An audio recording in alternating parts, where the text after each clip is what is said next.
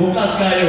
I would like to call out from the Ngong City, si Sir Nick Gulfan. Palapalan pa na to.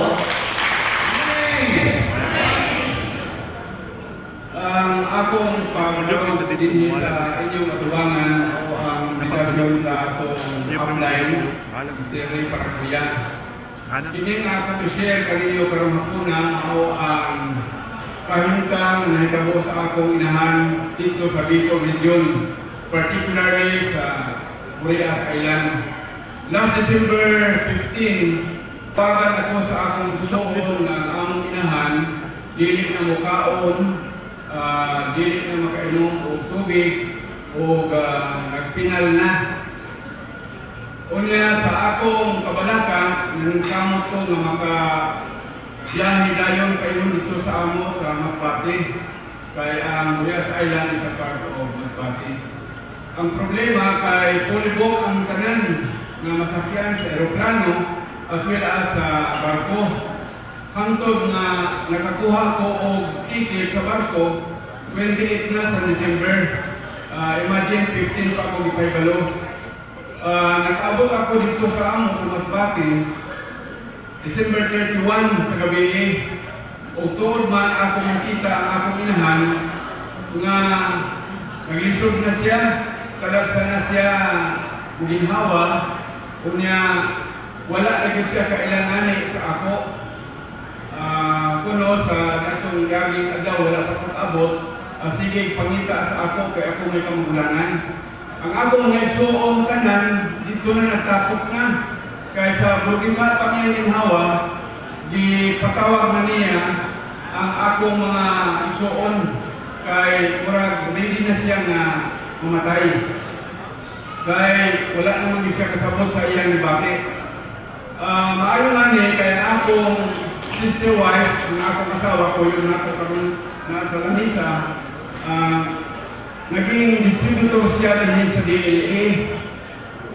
Unya habang nagpaabot kami sa December 28, kung akong paglarga na ako kaingon sa Masbate, nagsuggest ang akong asawa na magdala ka o DLA products o gahapon man nagdala ko o daghan na access dito sa pagkaingon ako sa Masbate. Then, sa first, napagpatungan na ako sa akong mama, 4 capsules up, dili naman siya makakaon, dili naman mabuka ang iyang baba. Ang ako gihimo, ikuha ko og baso, pagkatapos di sudlan og tunga sa baso ng tubig. Ug ang upat ka capsules sa diili akong gitunaw, unya ako gitingal sa kutsara ang baba sa akong mama og hinay-hinay ako gibubo ngadto sa iyang baba. Hinay-hinay pud niya nga natimtiman og ang uban iyang natigwa, ang uban iyang gyud nga na take iyang natulon. Og nag-ampo kami nga maulian ang among inahan kaya siyempre wala na bilain inahan. Kaning ang akong mga kaisunan na tuwa dito, mga brothers and sisters na ako, gusto yun nila na dalhon sa hospital. Kunya ang Burias Island, mga 2 hours pamangod ang biyahe kayo sa Naga City. So layo ayo. Kunya isa pa, si mama dili na makaagwanta. Ako nakita na weak na kaayo ang iyang immune system. So, ang akong suggestion dito sa ila, na dili na nato dalhon sa Bicol o sa hospital.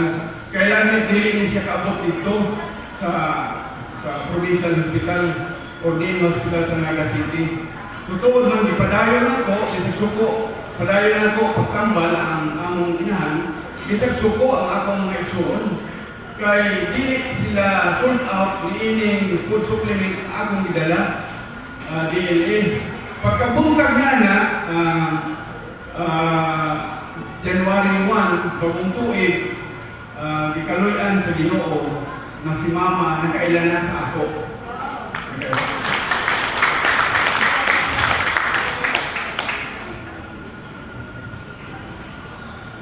Unya,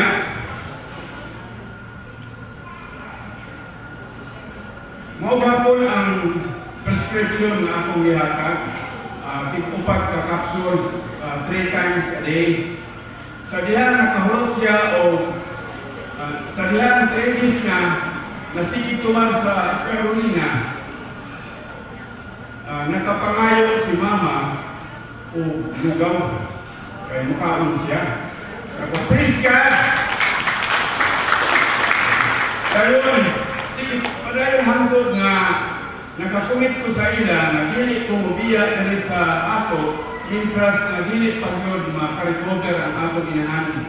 Kaya kung mag-ayo-ayo na ang ako inahan, muna na ang panahon na dalawang na ako siya sa ospital. Pero dako kayo akong pagtuo na ang spirulina manggod sumala sa akong malunggan ang immune system booster. So, ipadayon na ako for 20 days o nakahulog og 240 capsules si mama.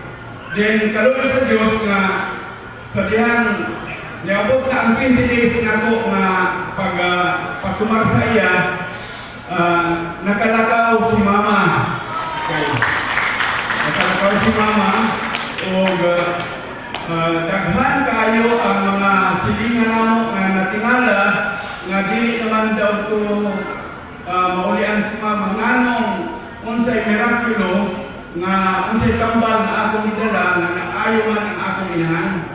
Umuna nga dito habang nagasuri-suri ako ang mga pagtanaw ako man mabasa ang ilang mga una pati sa ako na kanindot kaayo nga naulian ang ilang inahan, unya unsa ka na tambal ang gidala na anak niya. Unya mura kita ang ilang pagtuon dito nga mura putog doktor. Unya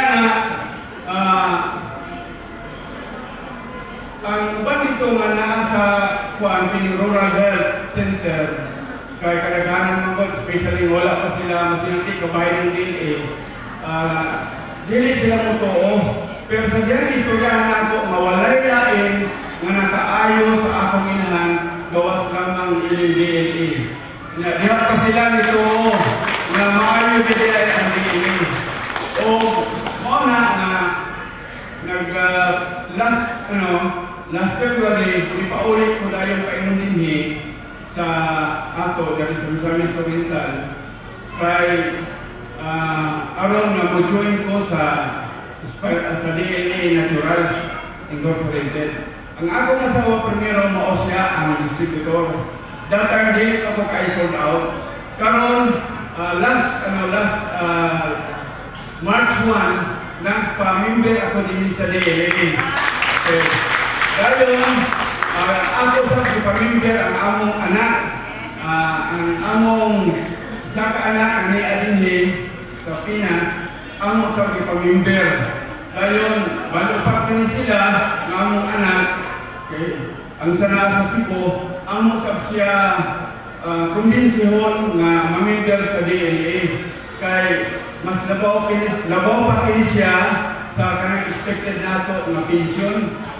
This is a long-lasting company business para sa atong pamilya. Unya,